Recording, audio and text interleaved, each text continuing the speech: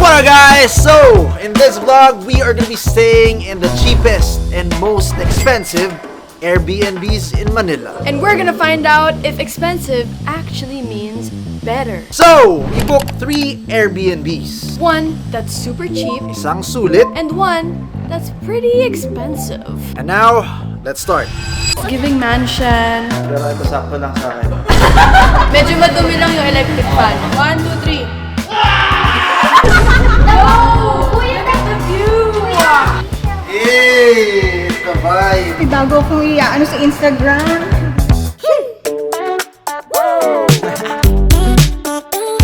Now we are about to self-check-in sa first Airbnb natin, which is the cheap Airbnb. Ang price dito is 1,490 pesos. Basta tayo ng onting reviews. The host is nice, but the place did not match the info that they have. Let's see, I'm very curious now. Right. Oh. That's the first Airbnb. Oh, ito ba yun? It kinda looks the same as the photos, but also not in the same time. I believe it's the filter. Nag-iba na yung design ng wall, baka pinalitan nila. Ito yung living area nila, mayroong 2 couches. Yan, kasya kami lahat dito kasi 6-pack. So, buti na lang may TV at may karaoke. So, hindi nila kinalamutan ng entertainment. Water, working, ayan, kompleto naman sila. Pero parang wala nang dishwashing soap. Kompleto naman sila pang luto, may rice cooker, and may mga cups, and a kettle. Ito yung bedroom nila, tingnan natin. Good for 1 to 2. Whoa! Wow! Now, that's literally a bedroom. Tignan nyo guys, merong electric fan. Oh, tapat na tapat, di ka maiinitan. Medyo madumi lang yung electric fan. It's not just any bunk bed. I feel like it's a big bunk bed. It's good for 4. Misleading lang yung pictures, but it is how it looks like, but less neater. Oh, tingnan nyo guys. Yan ata yung mga bedding sa table and ladder. Mayroon pang Chanel na pillow! CR. Ayan. Okay yung CR. So, ito yung dining area nila. 4 na tao lang yung kasya. And then, ito yung ref nila. Medyo vintage na yung ref nila, guys. Pero, gumagana pa rin. Nakita ko secret button. Natin ko ano to. Hey! May ambience sila. Kaya pala blue yung picture. Wow, even the seashell. Hey! It's the vibe! Ito na to sa pinakamura namin nakita na pwede na. Not bad. You get what you pay Yeah, for. what you pay for. Alright guys, so we're gonna start experiencing this Airbnb and we're gonna start through cooking some merienda. So nagpabili tayo ng pansit, some soft drinks. So gawa tayo ng merienda dito sa kitchen nila. So ito yung lutuan nila dito guys, induction. By the way guys, maraming tindahan sa baba, merong mga street foods. Since nasa Manila tayo, They provided information to where to go, what's nearby. Ayan, may mga kainan, grocery, convenience store. There's even a church and mga street food park. Ayan. So you'll find it by the TV. kukulo na tayo ng tubig. 2,000 watts. Okay, sabi nagpapabol tayo ng tubig, magkantahan tayo since meron silang karaoke dito. Yes! 2 mics. Kantahan! Wala kang iwanan babasa ko sa mga mata mo Pagkat mahal na mahal kita. Okay, next song. Sino na? Kahit na wala akong pera, ganito lang ako, simpleng tao. Spider-Man ang kay Batman, kay Superman o Wolverine. Naluto na ang pancit canton yan. Thank you kay Neil sa pagtulong. Yan. Okay guys, get your own plate. Dito na ang ating meriendang pancit canton. Fortunately, 4 lang yung upuan, so I needed to stand. Okay, so far, okay naman. As you can see, nakaluto kami. Kompleto naman yung lutoan and may induction cooker. So, achieve na achieve. Pag gutom kayo, magluto lang kayo. Search kami 'di ba sa Airbnb ng mga pinaka-cheapest. So pinilter namin 'yan sa 300 up to 1,500 pesos. Ano yung mga 300? Merong mga as in camping lang, tent lang ganun. Tapos shared room. Ayaw naman namin ng shared room kasi may mga ibang tao. So and then meron pa nga parang siya, room tapos walang kahit ano. Medyo okay na rin 'to kasi makakapagluto ka, may appliance. So we're gonna play Uno. Medyo naluma na, tsaka parang medyo Dusty. na. Pero magagamit pa rin natin 'yan. 1, 2, 3. Plus to ka. Plus 2. Oh, plus 4. Pwede ba 'yon? Pwede yan. Pala, give a color.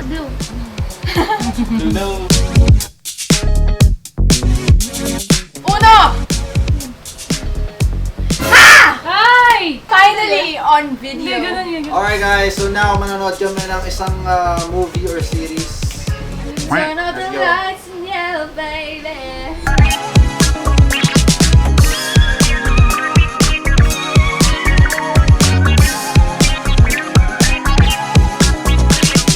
Alright guys, so now it's time to rate. I'm gonna rate this Airbnb a good 6.5.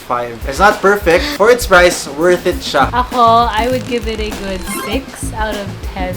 Kompleto naman siya in terms of like mga gamit, madami kang magagawa dito. They have board games, they have the TV, which is a smart TV, so naka-Netflix pa kami. Saka 2-bedroom na siya, so perfect siya sa short-term stay, ganun. I rate this place as it's livable. For me, for its price, I'll probably rate it a good 6.5 as well. Yung comment ko lang is sana linisin pa nila ng linis. 6 out of 10. Hindi siya yung katulad dun sa listing nila, yung mga photos dun. Siyempre, kung ano yung nasa photos, dun ka magbe-base, diba? For its price, very affordable. Mas okay kung ma-maintain nila ng malinis yung Airbnb na to. Sanay ako sa ganitong place. Like, lumaki kasi ako sa hindi naman masyadong bagarang place. Pero malinis. Okay din siya sa mga family na naghahanap ng affordable lang talaga na price.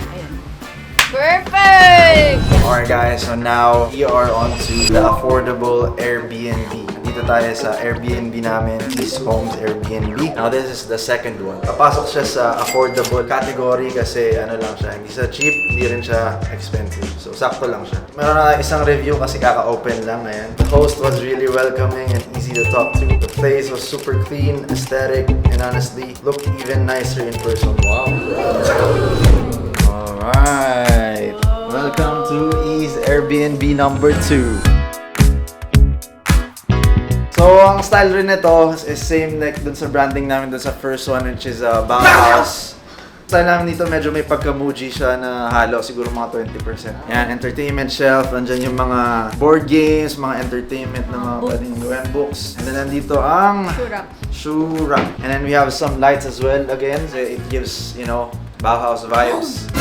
Mapapansin niyo dito, mas ano siya, mas spacious siya comparing dun sa East number 1. Pink theme, the refrigerator and microwave. Ayan. Yung microwave talaga, inspired by Ranskyle kasi sobrang taas. Hirap abutin.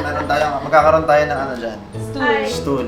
We have our Ease logo there kasi branding is branding, so kailangan nila malaman na Ease tayo. You know what I'm saying? And then nandito naman tayo sa dining. So mas malaki rin ang dining natin dito. And then yung pa pala sa entrance.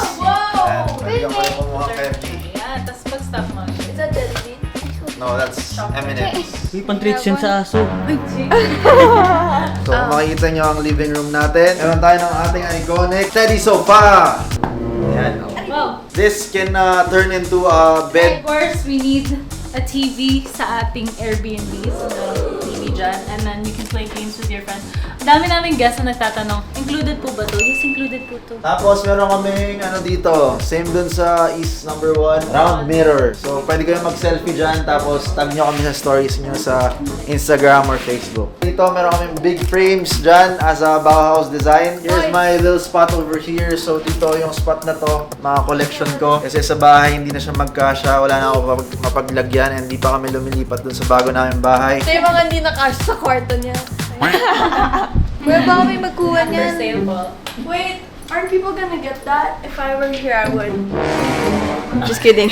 Our balcony over here, kayang-kayang mamakita yung city kasi nasa 20 plus floors tayo. Prime location siya. So, malapit siya sa Greenfield, malapit siya sa everything, dalawang malls, saka lahat ng kainan nandito. The food truck you were at? Yeah. Fire! If you haven't seen that vlog, watch it. Last thing dito sa living room, so we chose a big lantern lamp. So dapat lang dito mag-ingat yung mga matatangkad, pero ito sakto lang sa akin. Wait, can you come close? Look at how sakto it is. Alright guys, so now punta tayo sa master's bedroom. Don't use here. Alright, medyo mainit pala. Oh! Oh! Kuya, Look at the view! Wow! The sun is so beautiful. Ganda ng ng araw dito, guys. Kaya maganda to. Check in na. Mas okay mag-chill dito. Merong table and chair sa labas. We have a queen-sized bed over here. And meron tayong chill area dito sa harap. If ever you don't wanna be in bed. And you just wanna sit here. Yan. Why do they just want to sit there? Kasi Hindi. may projector!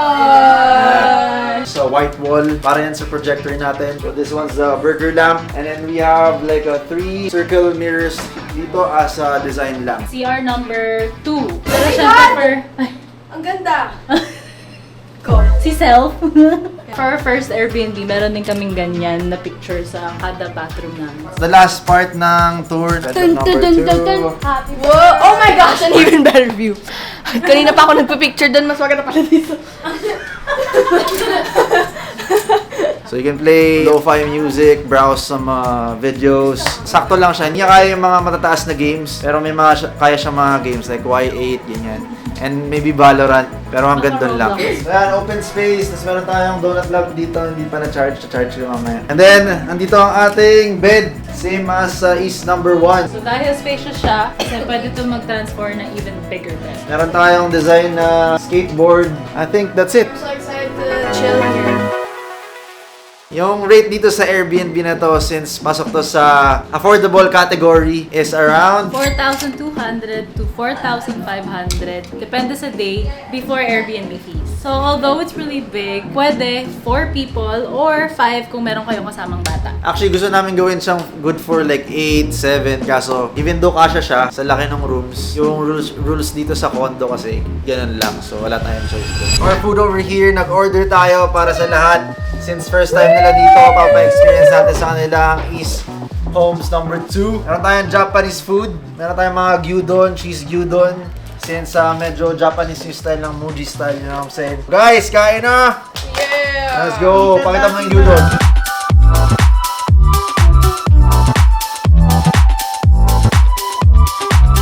Hey guys, it's Seiya. At samahan niyo ako ngayon dito sa nagbabiral na bilihan ng tinapay na napakasarap daw at pinipilaan ng marami. Ngayon, tingnan natin. Ayan. Tingnan natin at alamin.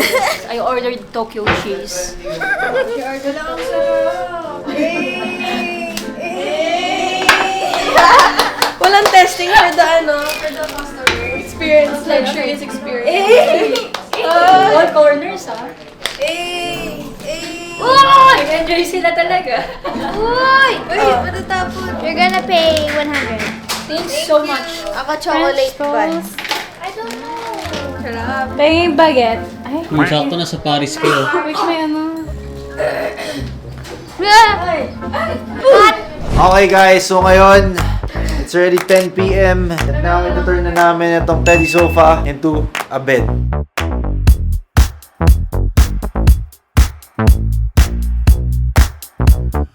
All set. Another special guest. Ang ganda! Ang ganda! May bago akong pupuntahan. Mas malayo. Ano ito? Yan mo lang, halagay mo kayo mo dyan. Tapos? Yan mo lang. Skittles ba to? Ay, ay, ay. Ano ito? M&M. M&M? O nips. Bed check? Uy, hindi bumabagsak. May bago akong ano sa Instagram. Okay guys, so ngayon maglalaro na kami ng board games. Mga tao pa. Ay, parang umacting na to eh.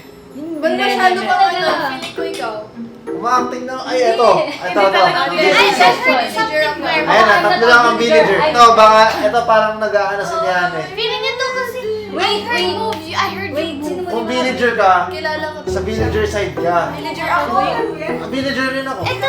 Tatlo ang villager ka. Sino villager? Alam mo yung word ko. Villager nga ako. Ang kulit nito. Oh, sige, ang kulit niya eh. Aray, hindi nagpalit!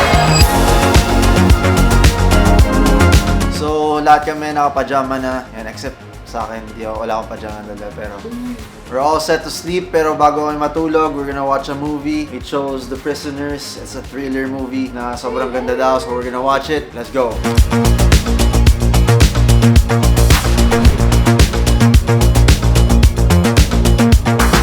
Good morning, you guys. Mag-check out na tayo dito sa Airbnb soon. It was a nice time being in here with my family. Si Seiya una na pala umalis, so patanungan natin siya. Mag-work ako. I rate this Airbnb. Oh my gosh. Just kidding. I rate this Airbnb. Kinakabahan. Oh my God. Hindi, go lang. I rate this Airbnb a 10 out of 10. No bias. I don't know, the space is really nice. I don't know, it's very cozy. It feels homey. May ibang Airbnb na when you walk in, parang it feels too new and too like just unfamiliar. But here, even though I've never been before, I just feel very comfortable and homey, and then everything's complete, and then the vibes. Very Gen Z. Sabi niya nga, Bauhaus. 10 out of 10. Cozy and vibey. Sabi sa akin, 10 out of 10. Ang sa akin kasi, ang pinaka-importante, unang-una, malinis, mabango. At may view.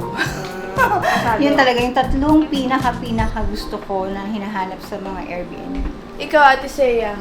I'll give it a 10 out of 10! Kasi super cozy, super vibes, and very affordable lang for its price. And aesthetic pa, pwede ka mag-photoshoot dito. And also, very spacious kasi ang daming beds. Me and Babe aren't gonna rate this anymore since this is our Airbnb. Yeah, I think that's it. Nina and Dad wasn't able to come here kasi meron silang mga ginagawa. Book your stay here now at Ease Airbnb number 2, guys. Let's get it. Alright guys, another day and now we are here sa expensive Airbnb. It's called Cabana Yasi. Basta tayo ng onting mga reviews just so we know what to expect. Had a great day at Cabana Yasi with a host who was consistently responsive, and the amenities plus on-site staff made everything smooth and comfortable. Ooh, the vibes are vibing. Ang ganda ng entrance. Totoo. I love the Parang lighting. wala Very ako sa important. Manila. Sila tayong mga Caretaker. Hello po.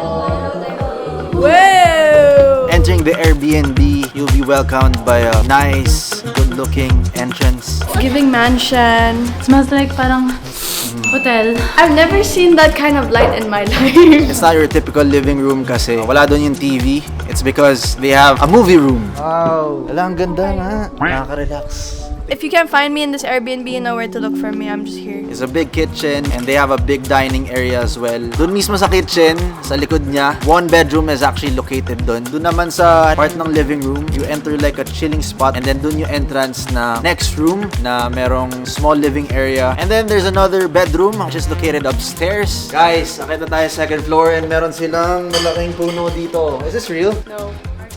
Artificial, pero ang ganda. So this one's a modern bedroom. When you go out, sobrang dami mong magagawa dito sa space na to. They have an arcade, they have pool table, and then they have gym. Grabe, may gym dito. Shirt off. Wag muna. Meron pang pool. I think this is a lap pool na sobrang chill tignan. Actually, sakto lang siya. Para siyang lap pool, pero sakto lang siya nandito. Yung chill area.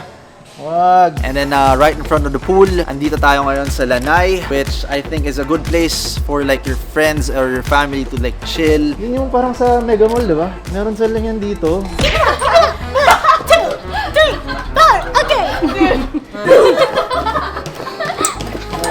On the other side, they have a bathtub and sauna. Nawala na si Nat. Uy! Galing ah! Yo, that's fire. Babe, soundproof to. Sige nga, try mo. Ang galing! Ang galing! Hindi nga, malabo yan. Paano naging soundproof? Wala nang sinabi. Ang galing! Wala, legit. Galing. Ako nga. 1, 2, 3.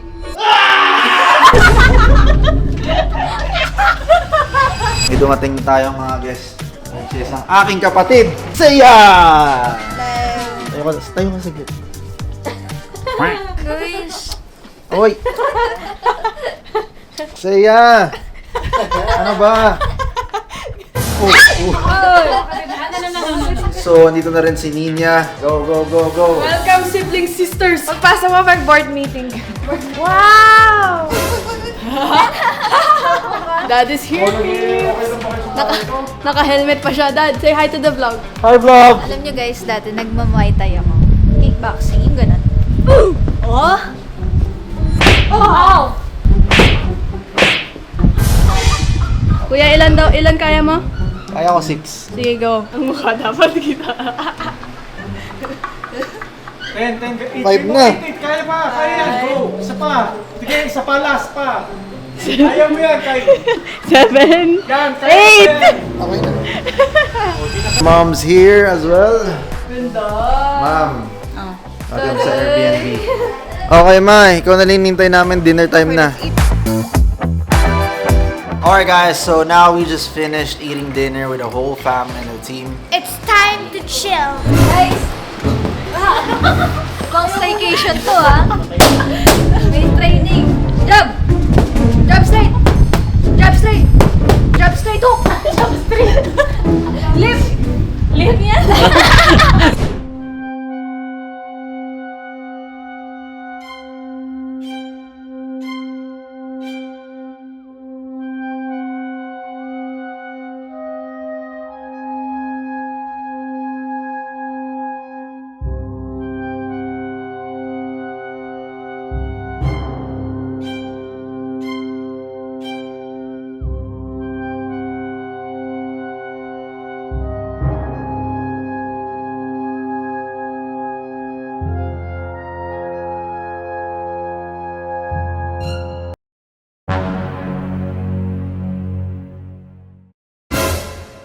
May padala po si Ate Yasi. Thank you po. Thank you for staying with us. Continue to dance and making contents. Love, Ate Yas. Yes! Thank Yes! I won't take you for granted! Guys, hindi ako ganyan kumanta. Do it. Niloloko ko lang. Alright guys, so habang nagkakantahan sila, kainin na natin yung binigay na pizza ni Ate Yasi. Yan.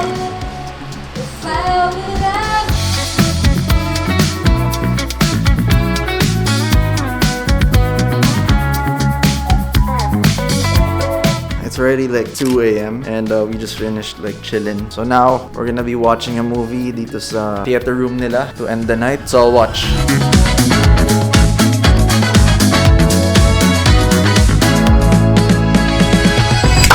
Okay, good morning you guys. So we just woke up and it's really check out time. We're gonna go and experience swimming here. Taya's ready. Taya, you ready? Swimming tayo.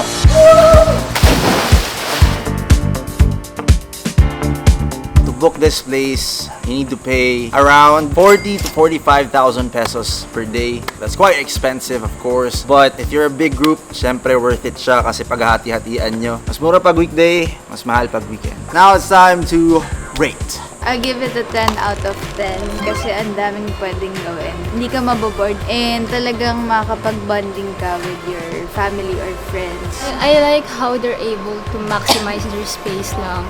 And it's not feeling very isolated. Great. And you can walk your dogs then everything that Saya said. 10 out of 10. 10 out of 10. Para ka nasa malayo, pero nandito ka lang near Manila. Sobrang 10 over 10 talaga. As in, okay siya. 10 out of 10 as well because guys, it is so vibey. Low-key ideal for like an intimate, you know, birthday celebration, you know what I'm saying? 10 out of 10. It's very vibey as well and same as what Ate said. And you like the swimming pool? 10.5 out of 10. Wow. In-exceed niya yung expectations ko. Ang dami niyo magagawa dito. The only thing is that kaya dapat sulitin niyo. So from check-in time to check-out time talaga susulitin niyo lahat kasi ang daming pwedeng gawin. I'm gonna give this place a 9.5. I mean, alam ko lahat sila 10 just because yun nga, yung price medyo mataas. That's just because of it. Pero lahat ng amenities nila dito sobrang kakaiba. May sauna, hindi mo makikita sa ibang Airbnb. Merong wall climbing, halos kumpleto. So that's a good thing. And one more thing is yung location niya. Sobrang malapit lang sa Metro Manila. I mean, actually sa Metro Manila siya kasi dito lang siya sa around bago mag-Antipolo. So sobrang goods. Alright guys, so we are finally back at home. We're here at our 4th Airbnb. This is not our Airbnb. Experiencing all those three, iba-iba sila. Ang sa akin lang, know the reason why you're booking the place. Like for example, you're booking just because you need the place to sleep. Just book like the cheapest one. And then if you're booking for like a big event, then I think it's okay to book like the affordable one. If you're booking the most expensive one, I guess that's like a big celebration event. When you have family with you or if you have friends, before you guys book, make sure to always check yung mga reviews so you know how to control your expectations. Anyway, to our Airbnb, if you guys have seen Yes, promo. the affordable one, that was our Airbnb. So yeah, if you guys want to see more of this, you know, comparing this and that, we could go resorts and everything. Just Flights, hotels. comment down below. We'll read. Let us know.